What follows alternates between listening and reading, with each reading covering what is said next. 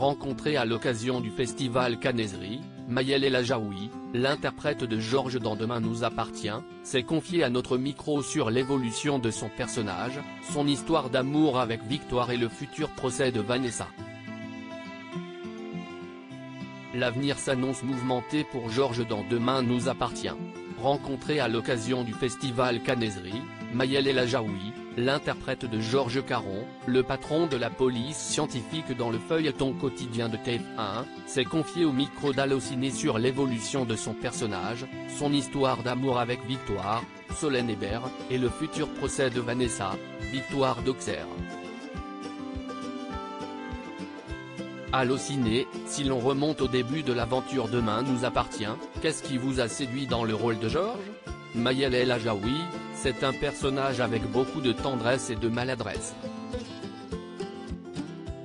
Des qualités que j'apprécie beaucoup dans la vraie vie.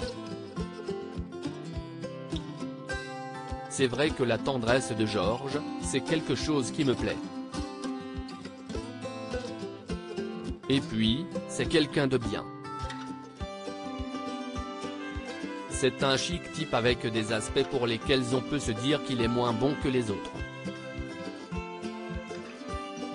Mais c'est bien de ne pas être bon surtout. Quel regard portez-vous sur l'évolution de votre personnage depuis votre arrivée dans la série ? Quand il est arrivé, il mangeait des burgers et foutait de la sauce samouraï sur ses dossiers d'enquête. Aujourd'hui, il a des costards 3 pièces, il a une canne à la Dr Art du Bled, il est chef de la PTS, il a des tickets resto et un 13e mois. Le mec est au top, rire. Il a des avantages de ouf alors que Georges Caron au début, Walou, il venait en vélo, rire. Maintenant, il est directeur et ça change tout pour Georges Caron. Côté cœur, on pensait que Georges et Victoire allaient s'accorder une seconde chance. Est-ce quelque chose que l'on peut encore espérer ? L'amour, c'est le seul truc sur lequel il ne faut jamais désespérer. Je le dis vraiment à tout le monde dans la vraie vie comme dans la fiction. Il faut toujours espérer en amour. Si tu n'espères pas, c'est que tu n'aimes pas. Est-ce qu'il va se passer des choses avec Victoire ? Je ne sais pas. Peut-on malgré tout espérer le voir rencontrer l'amour ? Oui. Je pense que c'est un mec qui mérite de rencontrer l'amour et qui rencontrera l'amour. Mais comme dans toute histoire d'amour, c'est parfois un peu abstrait. La police enquête actuellement sur le monstre d'Argenteuil et le comportement de Lisa, Naïma Rodrigue, soulève des interrogations de la part de ses collègues. Que pouvez-vous nous dire à ce sujet, et notamment sur le rôle que va jouer Georges dans tout cela ? Les auteurs écrivent des choses assez réalistes. Quand on est ami et qu'on travaille avec quelqu'un à qui on a donné sa confiance, ce n'est pas aussi simple. Dans la vie, quand on fait confiance, il y a une espèce de filtre. On ne voit pas certaines choses que d'autres voient. Georges a énormément confiance en Lisa. Il peut parfois avoir de petits doutes mais la confiance ne tombe pas comme ça. Il ne va pas se dire qu'elle cache quelque chose. La suite va donc engendrer quelques rebondissements et Georges, comme n'importe quelle personne, va un peu subir les choses. On voit finalement assez peu Georges et Mona, Catherine Benguigui, interagir ensemble. Auront-ils plus de scènes à l'avenir ? Oui. Il y a de belles scènes, que je viens de tourner d'ailleurs, qui arrivent. À chaque fois que je joue avec ma mamounette comme je dis, c'est un bonheur. Catherine Benguigui se comporte comme si c'était ma mère et moi je l'embête comme si c'était ma mère. Il y a plusieurs scènes au Spoon qui arrivent, au commissariat aussi et dans d'autres lieux assez sympathiques.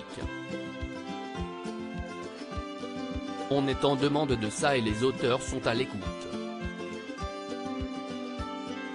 La chaîne TF1 est également très contente de cette relation.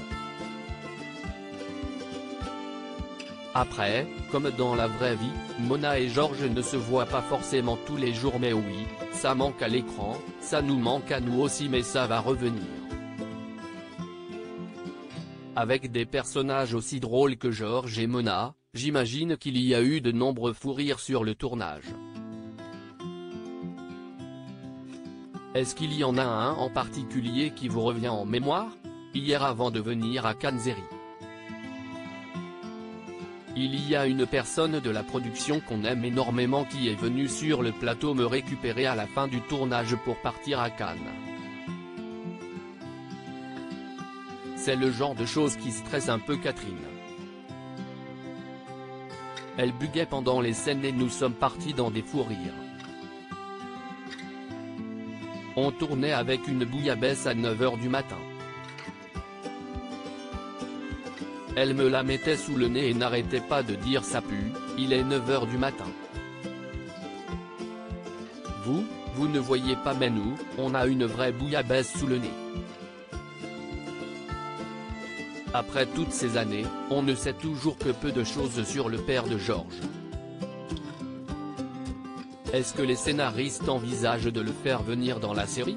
On en parle oui.